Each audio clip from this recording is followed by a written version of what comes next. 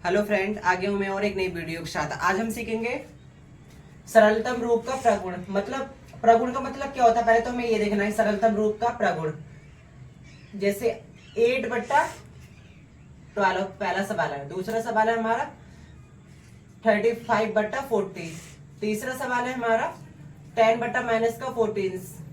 चौथा सवाल है माइनस का 9/21। पांचवा सवाल है हमारा माइनस का 18/-27। इसमें हमें ये देखना है, इन सवालों में हमें ये देखना होता है कि हमें ये सवाल कैसे सॉल्व करना है। मतलब सरलतम रूप का प्रगुण में कैसे हमें चेंज करना है, हमें ये देखना है इन सवालों में। जैसे हमें इन दोनों संख्या को ऐसी संख्या से काटना है जो एक ही टेबल से करते हो। ऐसी संख्या से हमें काटना है। तो चलो इसको सॉल्व करते हैं हम। बराबर लगाया, लाइन खींचते हैं। 8 है तो 8 यहाँ पे लिखा और 12 यहाँ पे। अब हमें ये देखना है ये दोनों संख्याएं कौन से टेबल में आती हैं। पहले हमें भाग का चिन्ह लगा देना है, यहाँ पे भाग का चिन्ह हो गया दोनों पे। अब हमें ये देखना है कि कौन से टेबल में दोनों संख्याएं करती हैं, जैसे कौन से टेबल से आती हैं, कौन से टेबल में आती है करती है, सेम ही है। तो ये दोनों संख्याएं आती हैं 2 के टेबल में आती हैं। 2 चौक 8 भी होता है और 2 छंग 12 होता है, तो हम इसको 2 से काटते हैं। 2 2 बराबर। अब देखो इसका आंसर कैसे लिखेंगे हम। 2 चौक 8 होता है तो 4 यहाँ पे आएगा और 2 छंग 12 होता है तो 6 यहाँ पर आएगा। ये हमारा फर्स्ट का आंसर हो गया। अब देखो दूसरा सवाल है 35/40।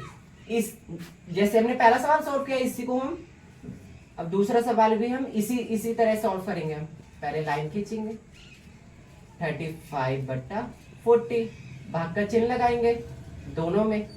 अब हमें ये देखना है कौन से टेबल में आते हैं ये दोनों संख्याएं, कौन से टेबल में आती हैं। 7 के टेबल में देखते हैं, पहले नहीं आती हैं।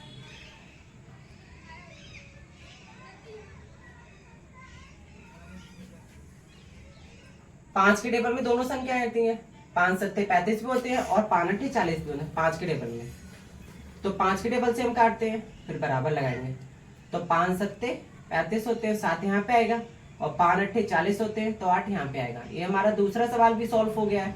इसी तरह से हमें तीसरा सवाल भी सॉल्व करना है। बराबर लगाएंगे, लाइन खींचेंगे। अब देखो यहाँ पे है 10/-14 है। अब जो माइनस है हम उसे ब्रैकेट के अंदर ऐड करेंगे। देखो 10 है तो 10 को हमने ऐसे लिख लिया, भाग का चिन्ह लगाया। अब जो माइनस का 14 है उसको हम लिखेंगे ब्रैकेट के अंदर। ब्रैकेट के अंदर हो गया। अब हमें ये देखना है दोनों संख्या कौन से टेबल से करती हैं। 2 के टेबल से दोनों संख्या करती है। 2 पंजे 10 होता है और 2 सत्ते 14 भी होता है, तो 2 के टेबल से काटते हैं हम। बराबर 2 पंजे 10 होता है, 5 यहाँ पे आ गया और 2 सत्ते 14 होता है तो 7 यहाँ पे आ गया माइनस का। ये हमारा तीसरा सवाल सॉल्व हो गया। इसी तरह से हमें चौथा सवाल भी सॉल्व करना है। माइनस का 9/21 है, तो बराबर लगाएंगे हम और लाइन खींचेंगे। तो जो माइनस का है उसको तो पता ही हमें ब्रैकेट के अंदर ऐड करना है, तो ब्रैकेट माइनस का 9, भाग का चिन्ह लगाएंगे। अब 21 है तो 21 को सेम ही हम लिख लेंगे 21।